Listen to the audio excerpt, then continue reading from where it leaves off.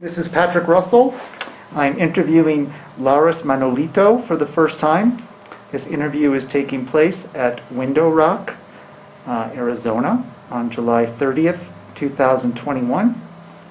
This interview is being conducted by the Making History Project. How are you doing, Laris? Doing good, thank you. All right. Can you tell me what your date of birth is? I am January 1st, 1974. All right. And where were you born? Gallup, New Mexico.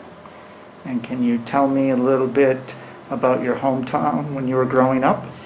I grew up near the community of Tohatchi, New Mexico, and about 5 miles southeast of Tohatchi.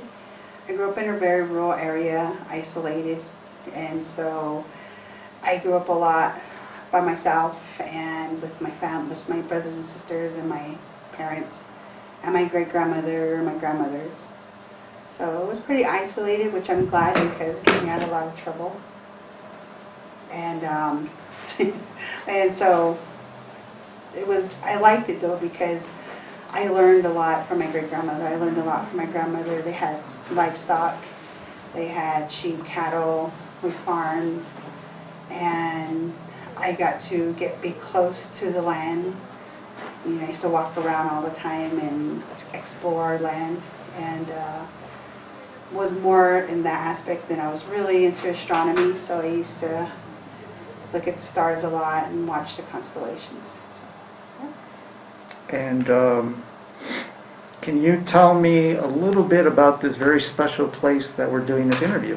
Yes, this is called a hogan. In Navajo, it's called one, meaning home. We're home.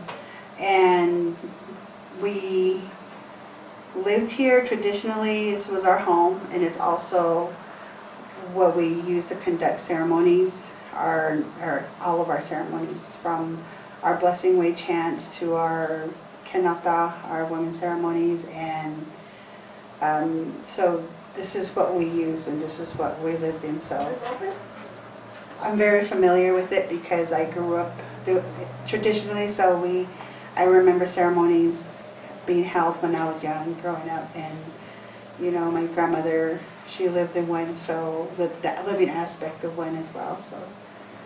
And a hogan is it an octagon? It's an octagon, yes. It all has meaning. The one with the doorway that goes out is the male hogan, and the one that has the flat door is the female hogan. So there's also the sweat lodge type of, that also is a male and female where you have your sweats into. It's a little bit similar, it's smaller, it's made out of mud and mortar. So yeah. And what type of home did you live in when you were growing up? I grew up in a home built by my father. He built us our home out in the reservation in Tohatchi, near Tohatchi. So I was fortunate to have industrious family. So my great-grandmother and my great-grandfather, her husband, was able to bring in, to be able to build their actual home. Whereas at that time they were still living in what they call cha'os, or lean-tos, and so he was able to build that for her. And so my father, in the same industrious sense, built my mother and our family the home that I grew up in. So I was very fortunate in that fact. And you grew up on a reservation? Yes, Okay. we were born and raised. When I was running cross country, I used to run barefooted. Yeah, when I practiced, I'd run to the road and back barefooted because that's more natural to me, more comfortable. And also at Window Rock, where we are now, is this also a special place for the Navajo Nation? Yes, they say the creation story is that near Window Rock is where we came out from the third world to the fourth world, and the glittering world. So near Window Rock is where we came up from, and it's actual window rock structure. So I guess name it is now as Window Rock. That whole special meaning it's central between the four sacred mountains that we are the most sacred of all of our land was the four sacred mountains. So And is this also the capital of the Navajo Nation? yes, it's the capital of Navajo Nation. Okay. It's where our central government is located, and our museum and a lot of our big attractions are at. And do you have a sacred name? Yes, my name, it is said that the grandfather, the father, sees the child, the girl, and based on her personality and certain things that he's seen, how she was born, and some aspects, chooses a name for her. And in my case, according to my feistiness and what is now my warrior spirit, my Navajo name is Yetezba, which is she who comes back from war at dawn. So I'm coming back from war at dawn, when the sun's about to come up. So for short, it's Dawn Warrior. And you were given that as a baby. Yes, by my father. What a prediction. Yes, very. All right, and tell me a little bit about your family. How big was your family when you were growing up? Oh my goodness, my family. My mother's side, she's from Hard Rock, Arizona, and traditionally you would say, because we're matriarchal, so my mother's from Hard Rock, Arizona, so I would say I'm from Hard Rock, Arizona, but I was born and raised in Tohatchee, where my father's from. And she, on her side, I was very industrious. She was a master weaver. She's 99 right now. And my grandfather, her husband, my Che, he was a very prolific landowner and livestock owner. So they had 12 children, I believe. But because of the early age of disease and what have you, we lost a lot of them. And I grew up knowing mainly my grandmothers and then eventually just my uncles. And my father's side, my great-grandmother had about 13 children. She lost a lot of them along the way. So again, the grandfathers, the two that I mentioned, went to war.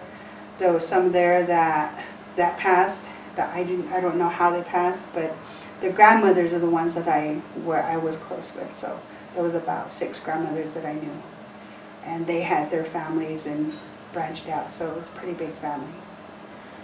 Okay, and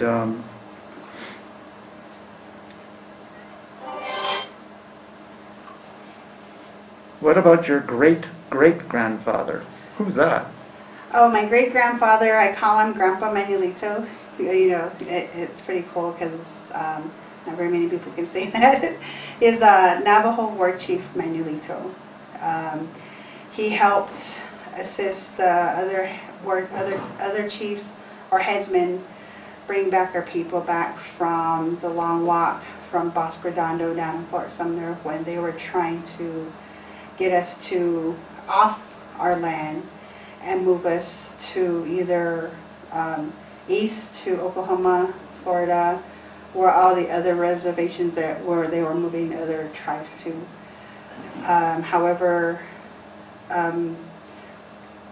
there's a story in there about a coyote. It's called the Coyote Way, and they did this Coyote Way chant, and as they were chanting, and a coyote came in their circle, and while they were chanting, the coyote broke away.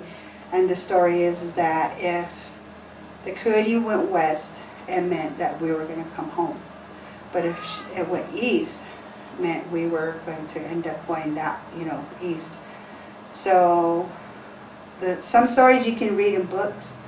These stories that I have are orally passed down from my grandfather, my father. So how my father described it to me was my grandfather, Chief Manuelito, felt when the coyote looked like it wasn't going to go west.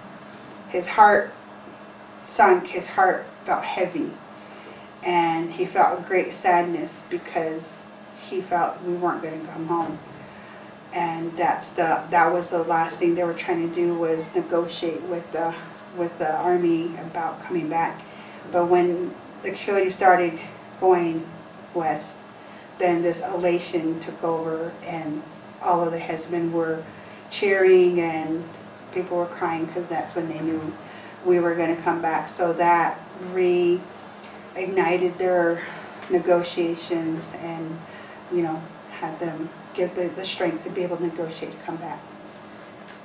So your great-grandfather was War Chief Manuelito, Yes.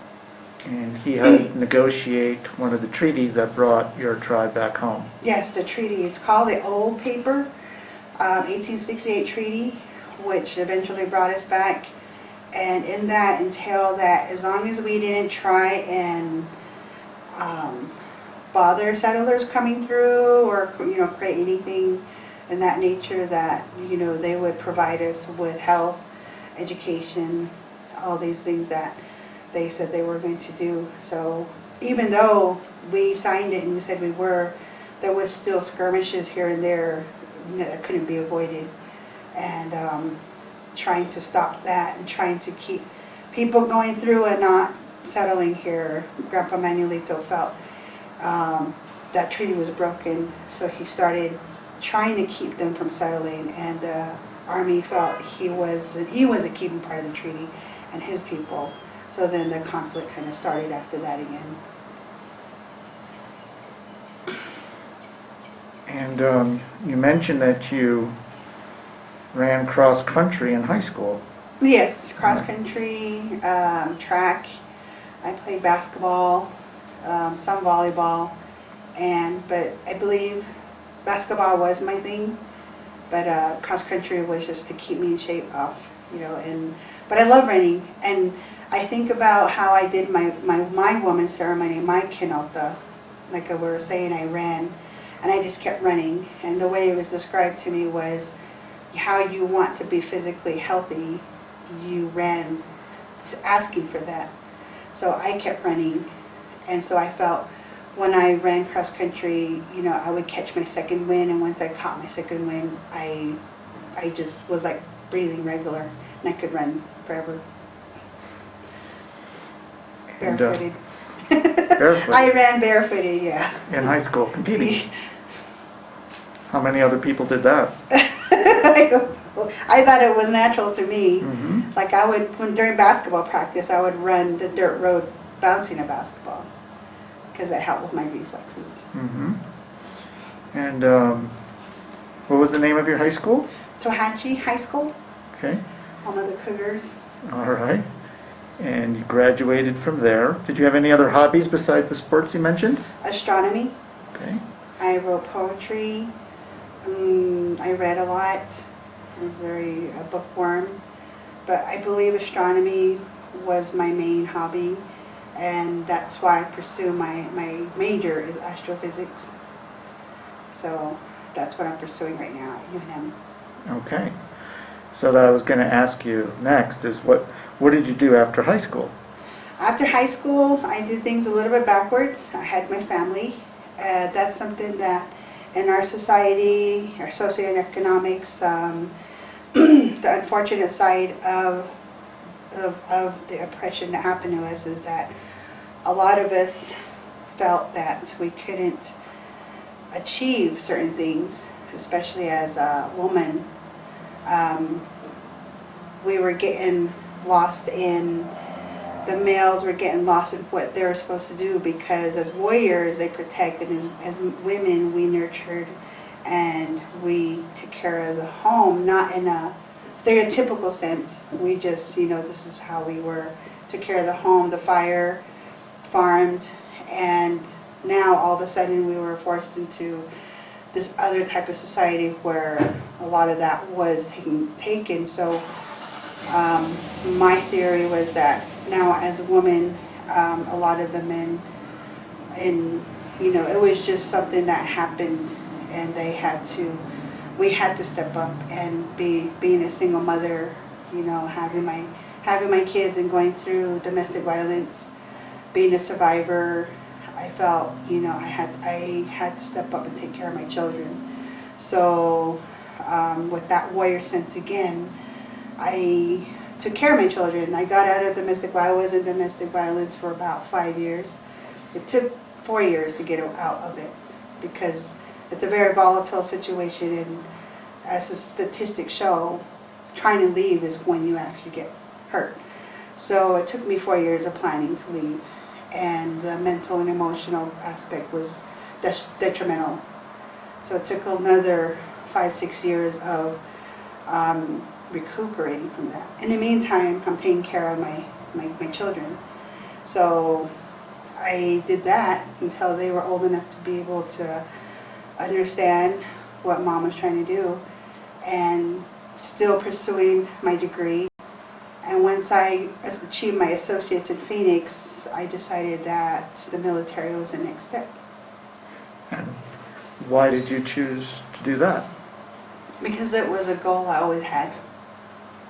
In fact, when the person that, in all honesty, this is going to be archived and everything, so I feel that the message that is my message, but it's also the message of a lot of my fellow women and women around and veteran, that at the time I mentioned going to the military, I was about to be sold, meaning I was going to be trafficked.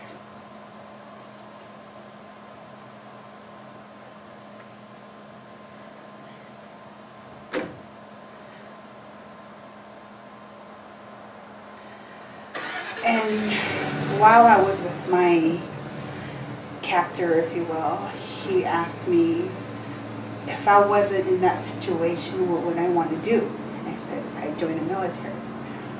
And for some reason, that person didn't like my answer and gave me the beating of my life. And I believe that my screaming and my crying for 2 days was what saved me in the end, because the neighbor in the hotel room, he kept me, got tired of my screaming and finally called the authorities. And when they were able to get me out of there, they see me for what it was and realized that, I would have probably been dead if he didn't kill me himself, being trafficked to where I was going to go, which was most likely Mexico. I would have been dead there anyway. And I told the police officer that saved me why. He asked me the same thing, why did he do this? And I said, I wanted to go to the military. And he beat me for it. And I told him, I'm your product. Why are you going to damage your product? You say things to try and keep them from doing more damage, to save your life. So the police officer was really shocked at my physical appearance, and then shocked at what I had to say, and mentally just wasn't ready to visit that. So I suppressed it because I had to go back to my family, kids. He threatened to kill my family if I tried to tell anybody what he was trying to do. And so that's why I didn't tell my family what was happening. And this is the very few times I actually spoke of it. But I wanted it to be known that despite all of that oppression and all of the barriers and all of the things that could keep you from doing something, I still went to the military. In fact, it gave me more aspiration to go.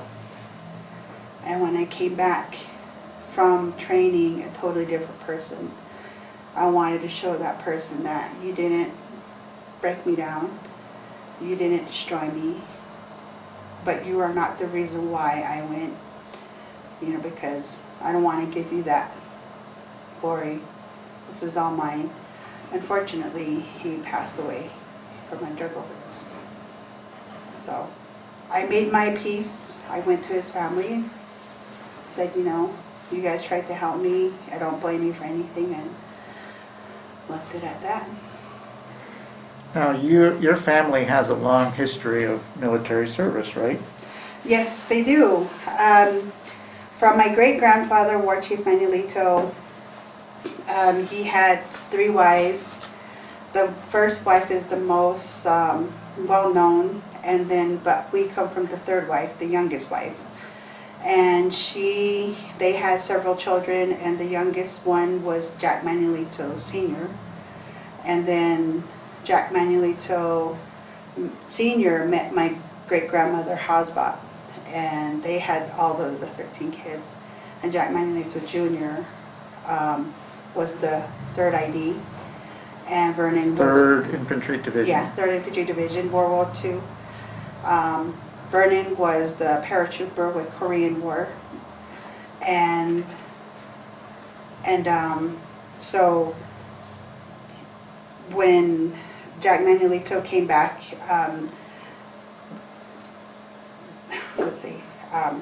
Jack Manuelito, and then Hosbot, they had my grandmother, my actual grandmother, Ruby Manuelito. Well, she's Ruby Damon now, and then my grandma Ruby had my father, and then myself. And my son actually carries the Jack Manuelito name again, as Pernell Jack Manuelito. So that's pretty neat. And so you enlisted, and which service did you choose? I chose the Army. And why did you choose the Army? Because none of my family joined the Army. They're all Navy, Air Force, 1 Marine. So I joined the Army because I thought it was the baddest. Okay. And how did your family feel about you joining the military service? My family, my father was against it at first because they were still in the idea of the Army would try to destroy our people. However, I looked at it as how my grandfather's teaching was. They have a saying here, it's called, get an education, it's the ladder of success. However, they take that from a quote my grandfather said, but it's misconstrued in a way because what he meant was learn the white man's way to overcome them so you can better yourself, so you can continue. And so that was his meaning, because he was a warrior, he was a military leader, and the only way is to learn their ways, not become one of them, but learn their ways. And so I had to really think about it and soul search to approach my father with it, and with that he accepted it. And once he saw the military was more integrating with the families, so when we were deploying, they did a lot of conferencing. He went to the conferences, and that's when he was able to learn exactly what I was doing, and that family support was the most important thing for us as we deployed. So in the end, he accepted. And so you went to basic training, right? Where was that? Fort Jackson, Relaxin' Jackson. Okay. And Yeah, South Carolina. how was that? It was a mind-opening.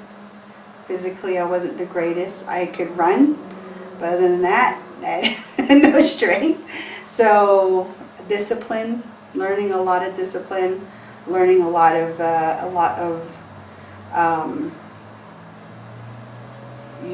discipline, a lot of camaraderie, a lot of pride, a lot of esprit de corps. You know, it was accomplishment and a lot of motivation. And how long was it? Ours was 12 weeks because we went during the winter, so we had Christmas. So they sent us home for Christmas, and then we went back and finished. So it wasn't the 9 weeks, it was 12 weeks. And is it segregated from men train one place, women other, or all together? All together. Of course, they stayed in their barracks and we were in, but we were all together. Okay. And what would be the percentage of women that were at the basic training with you? I would say the percentage would be about 35% to the 100. Okay. It was even more, it was much less during jump school. We just covered one half of a floor of one barrack, and when I went to jump school. And when I went to Signal Corps in Fort Gordon, it just lessened as I went along. And because they would fall out for one reason or another. And so Signal School was a little bit more because of our test scores. So my test score was enough to where I could choose. So I chose the Signal Corps. So it was IT from the beginning. Mm-hmm. And in terms of your training, did you have female instructors? No. No? So they were all men? Probably drill instructor, I probably had 2. And then I probably seen one commander at Signal Corps, AIT. But I just seen her from afar, but other than that was male instructors. And did you notice any differences in your treatment as being a woman compared to the men for Oh training? yeah. Like what? Always. I wasn't taken as seriously. Like if I wanted to take a leadership role, I was told directly, you're not meant to be a leader. You know, just go into the ranks. You know, when I showed aptitude for it, it was overlooked. And because my drive and my motivation, I wanted to be the best. So I wanted the 300 score in PT. I wanted to be the top of my classes, so studying, and also trying to integrate into the East Coast, different types of women, different ethnicities, different minorities, and getting used to all of that while trying to maintain my identity and who I am there. I got something similar when I was playing basketball. I was in the 8th grade and I went to a basketball camp on the East Coast in Pennsylvania. I was the only native, well, there was an Alaskan, an Aleut native. I was the second shortest, but we were the only natives there. And I was not in high school yet. So they were like, what are you doing here? And I was like, well, I got invited. Similar. So I wasn't too unfamiliar that when I went through it with basic training in AIT. And it's always been a male-dominated.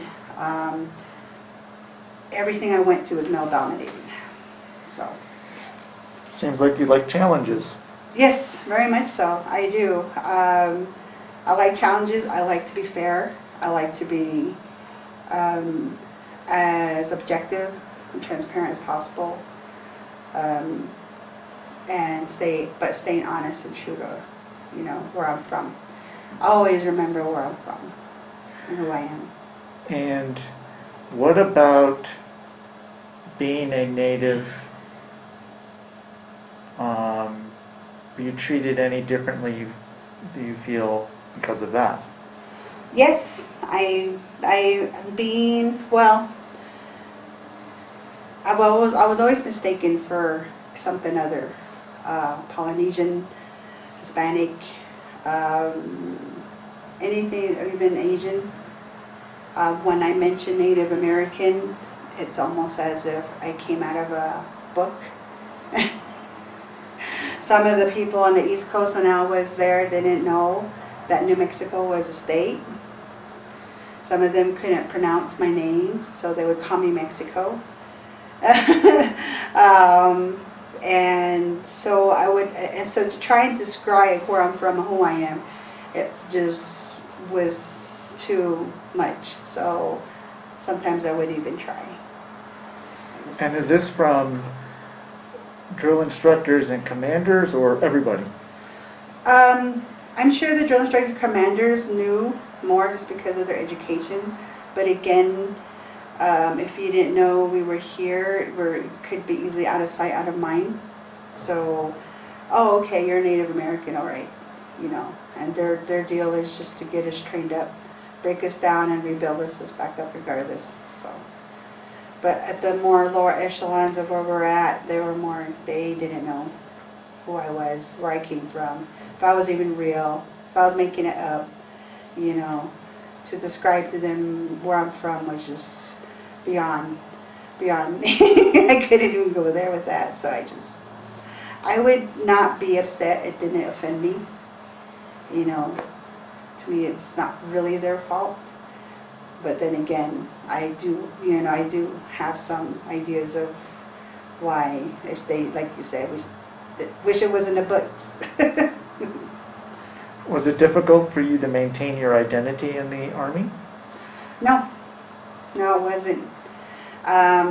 Because of my warrior spirit, because of who I'm from, because of who I represent, I was more looked at as standoffish. I was looked at as not approachable, because I had the stoic, I guess I had that stoic look about me. But I'm really nice if you get to know me, type of thing. And it's like, why are they looking at me like that, you know? And it's like, oh, because, you know, I'm unapproachable, but I wasn't, you know. I was just being me. And you mentioned jump school, so you became a paratrooper. Yep, I sure did. And this was by choice? Yes. All right. And why did you decide you wanted to jump out of airplanes? Because I wanted to set the bar and set the standard. I wanted to blaze my own trail.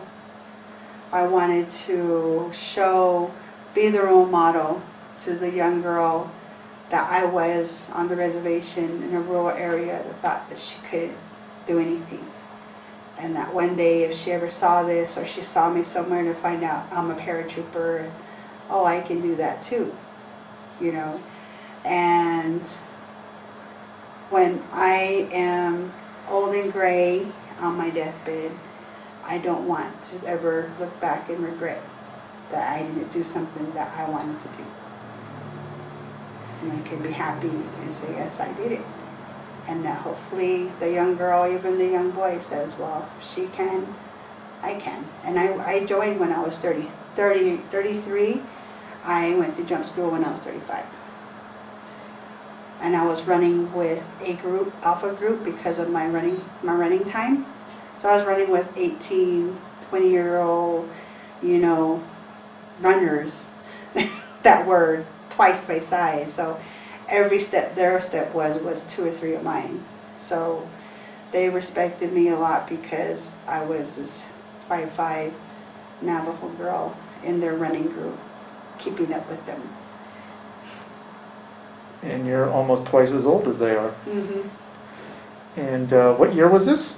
This was in 2007. Okay, so 2007, you're 35, and you went into jump school. Mm-hmm. Were you one of the older ones going into jump school? Yeah. Sure was. And how many women were in jump school with you? I think we started out with about 40. We graduated about 20. It was very strict. If you fell out, you were out. If you were doing pull-ups in early, dark 30 in the morning, and you weren't pulling your share, and the black hat thought you just couldn't cut it, he just tell you to go. So every day was survival, and I struggled. I was sore all the time. I crushed my Tylenol when I would land, and so, but you know, it was very, very, very enlightening. I loved every minute of it. And come to find out, my grandfather was a paratrooper afterward. I told my father, I'm the first paratrooper in my family. He was so happy. He goes, no, you're not. Your grandfather Vernon was. Rats. This was your grandfather. Yeah, the Korean War. Korean War. And he didn't want to tell me because he died on the drop zone. A drop zone during training? We don't know. That's what my grandmother says, And that's why I want to go in and find out. So I'm doing the research to be able to get their records and see how it all happened. Right, so your date of service is what? 06 to 26 to 2012. So 2006 to 2012, 6 years. 6 years. Okay. And what was your highest rank? E4.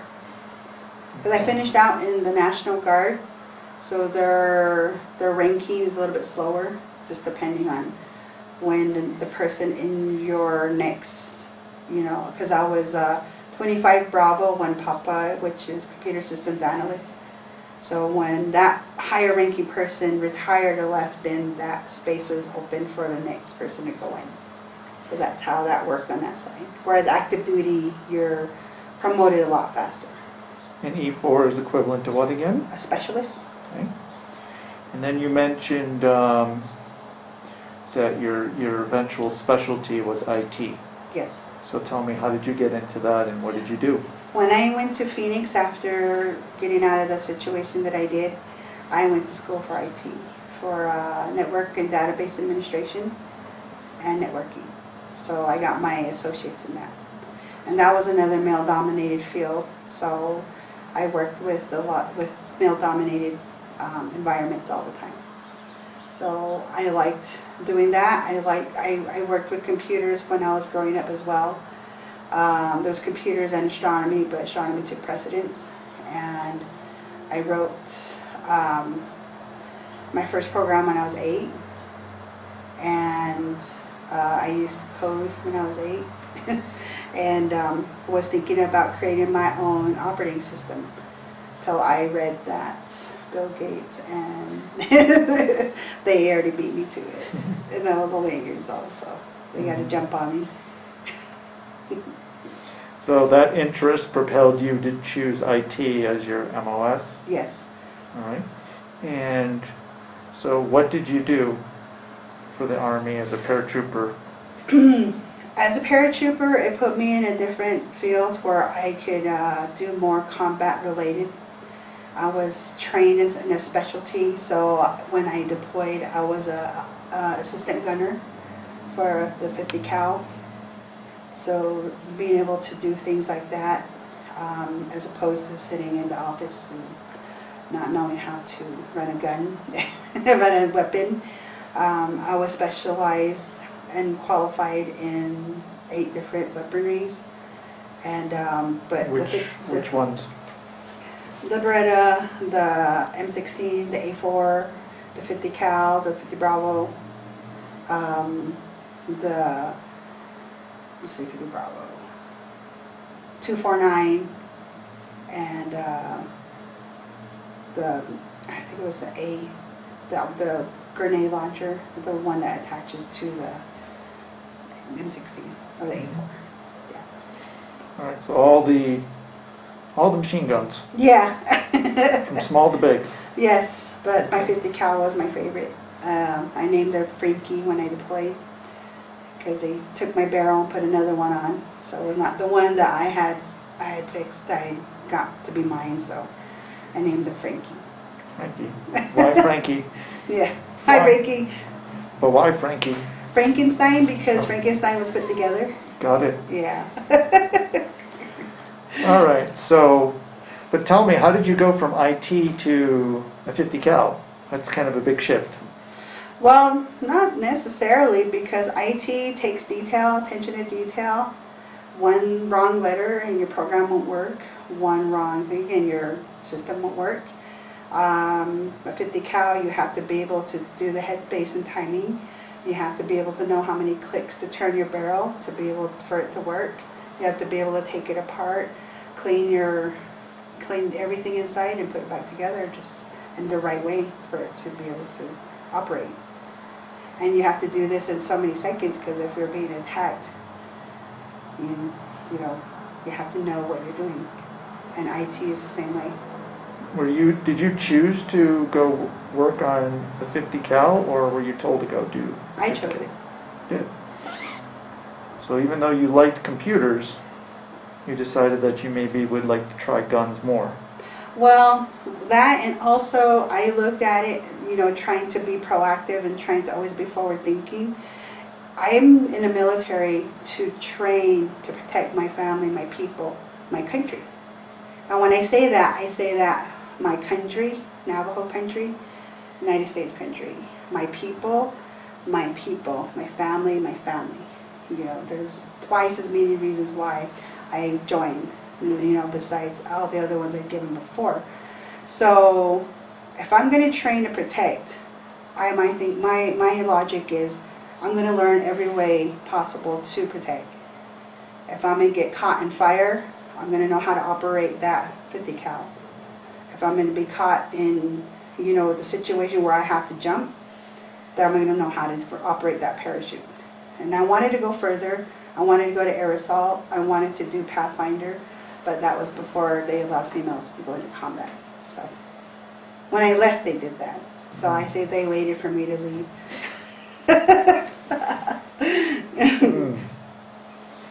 So, did you deploy overseas at any point? Yes, I did. I deployed in 09-10, Operation Iraqi Freedom. I volunteered to go. All right. I asked if they needed 25 Bravos, and they did, so I said put my name in. And 25 Bravo is? Computer systems analyst. Okay. But I ended up working on radios. All right, so where did you go? I did the whole tour from northern Iraq, started in Camp Mosul, which was Nineveh, and all the way down to Camp Buka, which was the southern point of Iraq. All right, and you're with the 82nd Airborne? No, I was at the 515th Combat Sustainment Battalion out of New Mexico. Okay. I started at the PIR in Fort Benning, but as I went through, I wanted to go to ROTC for officer training, so I went to UNM, and I went to guard side to be able to do that reserve officer training because of my family situation and, you know, my school situation. So when you deployed as part of the National Guard? Yes. Okay. Got it. All right, and so what was your group doing in Iraq specifically? We became a sustainment battalion. We were the ones that came in and controlled all the operations of the base. Everything. IT, DFAT, waste management, everything. So I was with my group that did the I got moved from the computer side to the radio side because they were short on 25 uniforms. So I worked in the radio shop installing communications into NRAPs, tanks, and going out and checking on satellites and going out of the wire and making sure the satellites were good to go and repair. So I went out of the wire quite often. All right, and any type of combat issues that you were involved in? Yeah, well, being it was urban warfare, we got bombed a lot. You could hear them coming all the time, and we'd have to go. I was part of the sweep team, so we would have to go and sweep for potential victims, and you know, if we, and undetonated.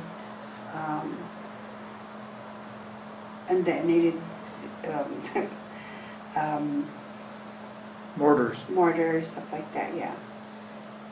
Okay, so your base frequently got attacked. Okay. Yes. All right, and how was that for you when that was happening? Can you describe what was going on in your mind? I just would always be at a heightened sense of awareness. It's still with me today. I don't think I'll ever get rid of it. Looking out for IEDs, because they would use those, they would camouflage them in anything, piece of trash on the road. So when I'm driving or going down the road, I'll see that, and I'll still look and kind of want to go around it even though logically it's just a piece of trash. You know, my mind or still is like, you never know. So I have to go through that whole process as I pass it every day. And I'm always aware of my surroundings, because in the second base, they infiltrated and they were looking for people to take.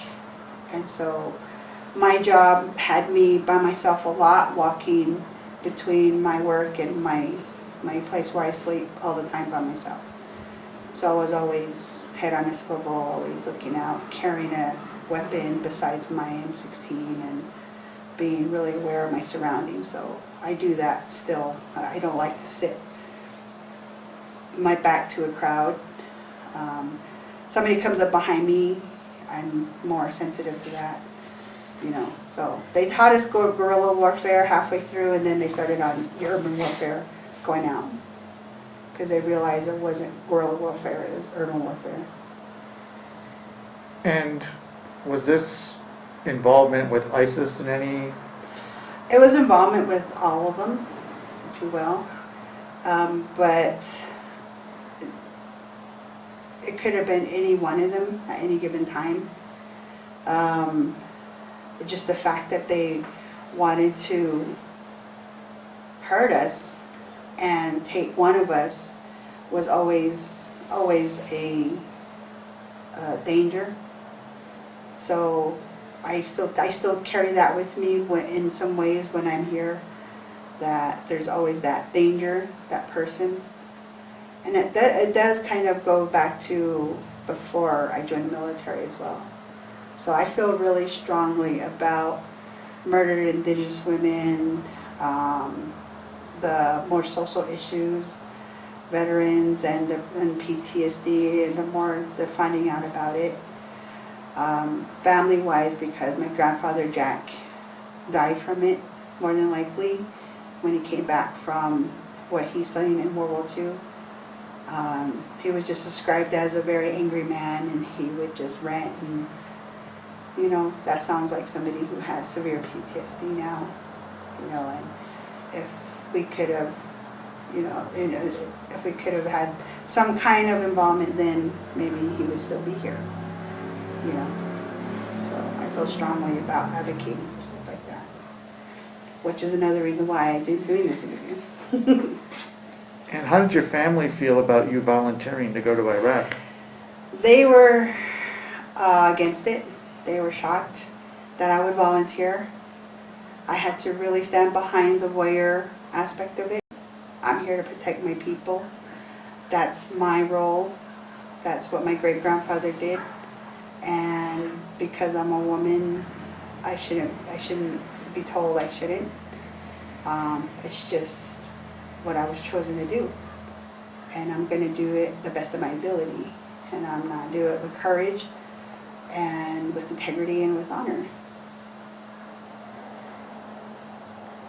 And would your missions at your bases take you outside of the base and into the city at all? Yes, we were in Mosul already. When we were in Buka, it was a 1-by-1 base, so it was really small. We didn't even have the walls. We just had a little round dirt barrier. They could sit up there and pick us off if they wanted to. So going out to check on the satellites, going out to transport certain equipment. It took me out of the wire a lot. So the fear or the danger of an IED going off under your MRAP was always a real danger. And I tend to minimize it sometimes, because just thinking about it is terrifying even now. That thinking about it back then, that we were very fortunate it didn't happen to our convoys, because I lost a lot of friends and a lot of comrades that didn't come back because they were hit. And what year were you in Mosul? 09. And what was Mosul like at that time? It was very active. There was a certain part of it where that was hit more than where we were at, but we were walking right along with the people. There was the indigenous people there that just were living their life. They weren't any part of what was going on, and so we're walking from point A to point B. We'd encounter them, but they did not take lightly to a female in uniform. So tell me a little bit about that. I've asked you about treatment, from your basic training as a woman, as a Native American. I've asked you about your fellow colleagues, that same issue. But now you're in a foreign land, and how are you treated or viewed there? I was looked at with disdain. I was looked at as, what is she? Who does she think she is? You shouldn't be. You're a woman. You shouldn't be in this uniform. You shouldn't be wearing pants. You shouldn't be showing your face. You shouldn't be showing your hair. You shouldn't be talking so outrightly. All of how they lived their lives with their women was the exact opposite what I was doing. But then you have like the Israeli that have their women specialists and stuff like that. So I was kind of surprised at how they looked at me. So I walk around, just do what I need to do and then get back, because it always seemed like it could turn on a dime. So I never felt safe. And did you ever have to use your 50 cal while in Iraq? Fortunately, no. No, I didn't. The going on the convoys, I would practice mentally if it were to happen. What I would do as far as pulling the person down and taking over if I had to was always a real thing. And being in that state of mind the whole time and back, was enough. So I was really grateful that no, I didn't have to. You were traveling in a Humvee? The big MRAPs, the air pressurized MRAPs, and the Humvees would be in front of us and behind us. And what were you doing while traveling in that? I was sitting either in the 8-gunner seat or in one of the seats, and they really didn't push that factor. As long as you're sitting in a seat and strapped in, then that we just would ride and just be alert as much as we could and listen out for that sound that would tell us that we need to be battle ready. But what was your role though while traveling along with these convoys? Oh, my role was to be the satellite person. So when we got to our destination was to check the satellites, make sure communication's good, if there's any updates that need to be done. And again, it was always me. There was no females that were with me. So it'd just be males. That's it. So I had to turn my eye to a lot of stuff. Because boys will be boys. Boys will be boys. Mm-hmm. Yeah. Okay. And did you have any incidents on any of your convoys, or whether you got shot at or there was an IED? There was incidents where it happened way ahead of us, and we were able to either turn around and go back. But the MRAPs were so secured that, the only real dangers was if we were directly hit. So we were pretty well protected in that sense. So unfortunately, again, no, there wasn't really where we were hit directly. And you mentioned, boys will be boys. What's going on with them at this time? Oh, just, hygiene.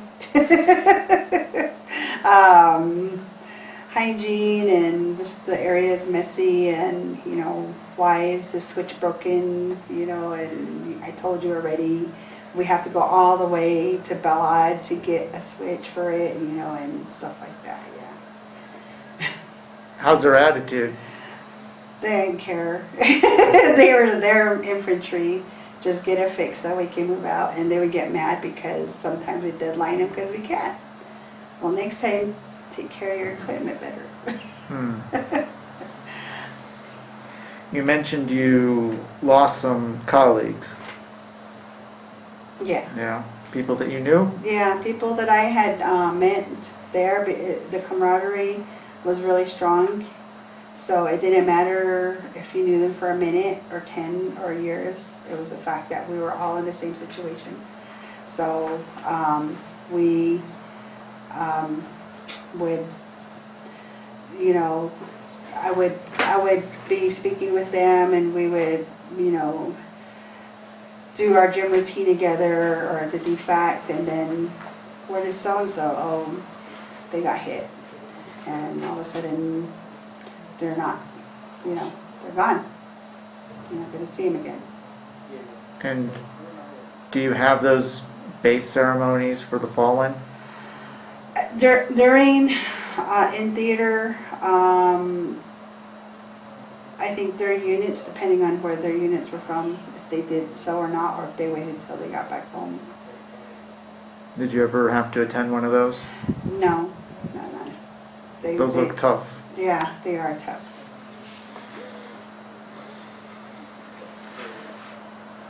And how long were you in Iraq for? A year. Okay. And any more deployments outside of that one? That's it. They wouldn't allow redeployment out. I had asked to redeploy again, but they wouldn't allow that. And why is that? Because of the mental aspect of it. Were you affected at that point at all, or they were trying to protect you from yourself? They were just trying to protect me from myself. Okay. And did you get any injuries while there? No. I don't believe so. And do you ever interact with any of the Iraqi civilians? Yep. And tell me a little bit about that. What was it like? The ones that were friendlier were from Turkey. The ones that were in Iraq were more the ones that looked at me with that disdain, with that real stringent, you shouldn't be here, not only on the ethnic level, but also on the military side, But the ones that, the people that I noticed that were from another country were more grateful that we were there. And the looks that you would get, do you think it was solely because you're a female, or did your male counterparts also receive that type of look too? I think, honestly, it was because also I was female. They got kind of the same thing, but not as harsh. Probably just the military aspect. Mine was military and being female.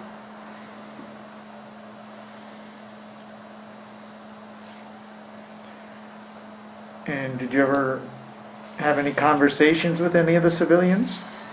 No, not necessarily. Just trying to get across. I, want that souvenir, souvenir for my family, like a perfume or something. But other than that, that was it. There was no desire to communicate either way. What was your most memorable moment from Iraq?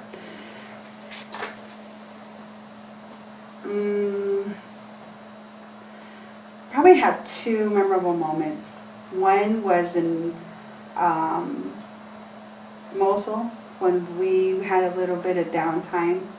The chaplain really tried to get us to have some downtime. And so they would take us out if we could. And we went to this monastery called the St. Elijah Monastery. And it was there at the time when Mosul was called Nineveh, which is a biblical city in the Bible. And St. Elijah Monastery is one of the places that Jesus was supposed to have preached. So to walk in there and to see the pulpit where he actually he actually preached on was just mind-boggling, because all the controversies of whether he existed or not and everything, but his footsteps, you're walking in the same footsteps as him. And then the architecture was similar to Native American architecture around here, the Anasazi and the Pueblo. And where my mother's from, the Hopi Reservation, there's a little piece of Navajo Reservation, that's where she's from. So we have to go through Hopi country all the time to get there. So seeing their architecture was similar to what was St. Elijah Monastery. So it's almost like being home. And what was the second memorable moment? The second one was when I was in Camp Buca, and I had taken over by rank. My NCOIC was taking time off. He was, the rotation where he's resting, and I was the second ranking one. The rest were privates and what have you. And the convoy that was going out, they would always mess with their communication, their numbers, and they would never be all communicating. So we would have to go through each one and recalibrate all of the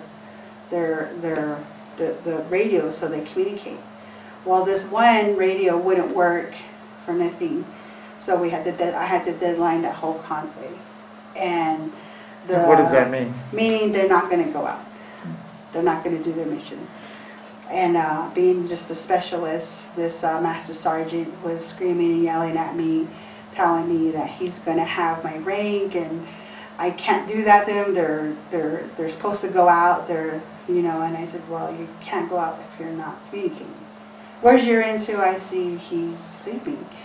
Where's your commander? It's the middle of the night. And that was just really surreal to have to make that kind of decision, because you're trying to save their lives because they're not communicating. He has his mission, I have mine. And as a woman and as a native, and being 5'5", and this little person is just trying to say, no, sorry, you're not going out. That was really memorable. Yes. Now,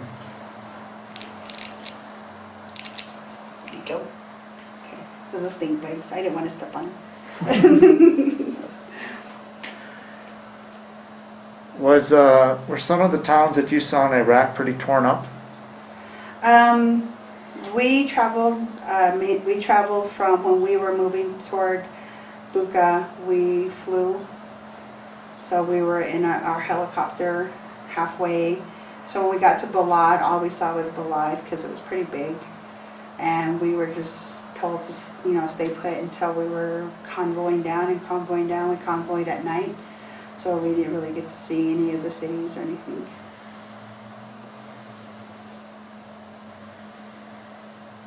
And you were never involved in any combat, is that correct? Not direct combat, because our MOSs didn't allow us to get in any kind of crossfire unless we were attacked in convoy. And that didn't happen? No. Okay. And did anything from your experience, from your military service, and specifically from Iraq, impact you when you returned home? Yes, all of it did. Tell me how. First thing that made me notice that it did was my family told me that I was a lot angrier. I was a lot more direct. I was a lot more short-tempered. I wasn't the same person. And I kind of equate that to the ceremonies that were given before we leave. We're given a warrior ceremony to put us in the warrior set of mindset. You're talking now about a separate ceremony from the military. This Yes. is from your Navajo tribe. Navajo ceremony, yes. Okay. And so before we leave, before a warrior goes to war, they have a ceremony, and this is way back when, before anybody was here besides us. If you're going to go to war with another tribe or what have you, they would have these warrior ceremonies, protection ceremonies, mentally, emotionally, physically. And when we started going to war again, modern military, they realized that we needed those ceremonies again. So they started doing the ceremonies again for our people. And when we come back, we're supposed to do another ceremony that brings that warrior sense out and puts us back at a peaceful mindset. So I hadn't done it at that time when I came back. So my family was saying that I was just this really direct person, is really not raging or anything, just real direct, just real, disciplined, if you will. And but since then, I've calmed down a lot, but that's still there. Now, is this difference your family noticed specific to your deployment in Iraq, or did it come even before that from your other military service? The training and what have you, I think the training, breaking you down and bringing you back up, instilled a sense of discipline, the honor, the integrity, all of the values the Army instills in you. And then the war, because that's what we're doing, we're getting ready to fight. So you have that combat mentality, and having my grandfather and how he was really strengthened that. So when I went, I was ready to fight. I was ready to fight for my country. I was ready to fight for my family to all costs. I didn't see myself as a female. I didn't see myself as anything other but a warrior. So when I came back, I still had that strong mentality, and I still have it to this day, in a sense where I have to, okay, calm down. This is not that detrimental. You're gonna, you don't have to go that far. Yeah. Did you ever have that other ceremony for after war? No. No. Why not? The Hatafi that needs to have that, they're far and few between. And coming back and just going back into civilian life took precedence, because I had my kids, my family to start taking care of again and going into aspects. So that's when I was earlier saying that we need to get our Hogan ready, because it's time. That's what I meant by it's time. To go back to that sense and go back to that peace, because the next step in my life is going to be leading my people. I intend to run for president of the Navajo Nation, the first woman to run. And I need to have that mental, emotional, physical peacefulness about myself if I'm going to do so. And the only way to do that is to have a traditional ceremony done for myself. So you're going to do that? Yes. Any other impacts from your experience from war, whether it's nervousness? Well, you mentioned a little bit about driving, right? Yes. The whole scanning and looking for IEDs. Any other? Fireworks, any loud noises. I have a social anxiety now about going out, because the danger, I'm more aware of danger to begin with, because I'm able to identify it. And I create scenarios, if I'm anywhere, of what I would do or should do if this would happen, if a weapon were involved, if I were have to, that whole question of the enemy or the person's pointing a weapon at you, and you have a weapon pointed at them. Who's going to go home to their family, you or them? And that question is brought to you when you're in combat. So the taking of a life is a very real thing. And so in regular civilization society, it's still there. You know, it's not the insurgent, it's the person trying to rob you, the person trying to hurt your family for one reason or another. So I still feel that intense reaction to what will I do if that were to happen. And I've never felt like that before. And I still feel that now, and it's draining. It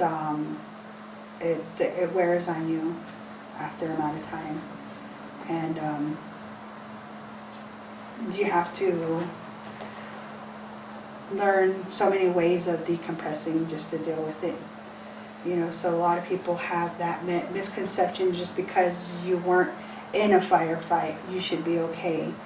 But just the anticipation of a mortar hitting you and hearing that similar sound a firework gives is just enough to put you back into that same state. And you mentioned that you were part of the sweep team when there was mortars fired into your base. Did you ever come across people that were hurt? No. Unfortunately, that had to happen. The way that, you know, it would be incoming, and it was always unfortunate because you have to put yourself again in that state of almost disassociating yourself. Just robotically go and see if you're going to find something. What are you going to do? Are they hurt? Assess them, you know, save their life, and think about it later. You know, so you're not, I wasn't really thinking about it. I was just doing what I'm supposed to do and need to do if I were to come across somebody. And grateful that, no, I never had to. And you mentioned, you know, finding ways of coping with some of these social anxieties or hypervigilance. What did you do, or how did you learn to handle some of these situations? Honestly, they were barely realizing that they needed to provide resources for people coming back. Learning from Desert Storm, you know, and Operation Desert Storm, and the previous operations, they were realizing that that PTSD was real, and traumatic brain injury was real, and how are we gonna attack or handle a mental, you can't see state. It's intangible because you can't see it except for the effects of it. So my way of dealing with it was going into school, was distracting myself, going back to my family, just going back and redirecting my energies into these things. But I never really addressed it until it started manifesting in habits, turning to alcohol, turning to, other, never drugs, but, just denial and anger and negative behavior, isolation. That's where my social anxieties came from. I would isolate a lot and not talk about it, and it started wearing on me physically, started wearing on me mentally, to where finally I got to a point to where it started manifesting itself. And so I had to look into treatment, counseling, and separating domestic violence PTSD from military PTSD, and attacking them both at separate avenues. And is this something you're still dealing with today? I'm always going to be dealing with it. I've come to terms that it's always going to be there. But I have the resources, I have the support, and I have what I need to be able to always be able to have a handle on it and take on. I would be lying to myself and everybody to say, yeah, it's magically gone, because it's not. It's never going to be. but that's the sacrifice I was willing to take to be there for my people. And when you came back from Iraq and you made a request to redeploy and they said no, what did you do? What did you do next? After being a little upset they wouldn't let me go, I just said okay, redirected my focus to going to school. What do I want to do next? I want to finish school. I want to be there for my family, you know, and become an officer and start building up to where I'm at now as leading my people. Okay. So you went to university, and then at a certain point you got out of the military. Yes, I got out. I ETS in 2012. I wanted to make the military my life career, but that wasn't in the stars for me. Two things. I got a really bad knee injury during ROTC PT, and I tore my meniscus on my knee. And around the same time, my oldest son contracted a life-threatening disease. So that took my focus away from my duty to my family. So I had to make that decision to let my ATS up to be there for my family, my children. And what did you do then after the military? After the military, I continued school. I continued just really focusing on my children, making sure their future was set, was good. Their education was good. We lived in Albuquerque for like 5-6 years so that they could finish school in Albuquerque. To make sure that their education was solid so that they would have a good future.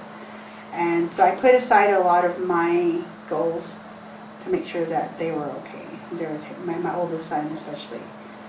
And once they were at that point, then I could go back and start revisiting my goals, which was, you know, the more community involvement, the leadership role that I wanted to do. And are you going to school now? Yes. And where?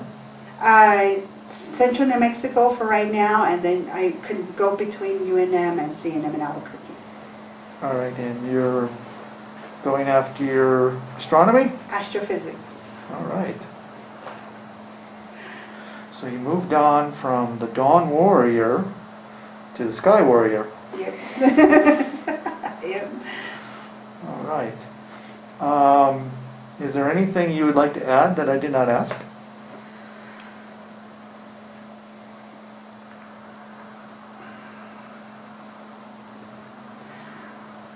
I am thankful and I'm grateful for this opportunity to be able to speak out for my people, my veterans, women veterans, Navajo veterans, Native American veterans, all veterans, and in hopes that not only will my story motivate and inspire, but also to show that we're still here, we're not going anywhere, and that I still walk with beauty around me and in harmony despite everything that's occurred in my life, military and otherwise, and that I'm grateful, and I will always be grateful because I speak for my great-grandfather, Chief Manuelito. I still carry his name. My grandfathers that weren't able to come back, or that, you know, or that gave their life, you know, Grandpa Vernon and Grandpa Jack. My family that I made mention of that are military, Army, Air Force, Navy, and you know, and for my people, I'm grateful. And you're the only female military. I'm the only Army female, but not the only paratrooper in my family. All right. And but also besides that is having the opportunity. The military has taught me discipline, honor, integrity that I can carry forth when I finish my business, so that it carries on in that legacy. Because we're in such a oppressive state right now that we have to look at thinking outside of the box to help our people. And economic development and where I'm at is going to help. But I wouldn't have had that discipline if I didn't have the military behind me. Is there anything you would like to say in your native tongue? A short, memorable phrase, a piece of advice. Heha, yatas ba inchinya, heha, ajogo, ajos in case. And that means? Thank you. My name is Dawn Warrior, and walk in harmony and walk in beauty. Oh, that was a perfect note to end on. I thank you so much, Laris, for sitting down and having this interview in this beautiful Hogan, and especially at Window Rock. It's a very special place. And I want to thank you for your service and your perseverance. I thank you for giving me the opportunity, and I thank your grandfather for his service. Thank you.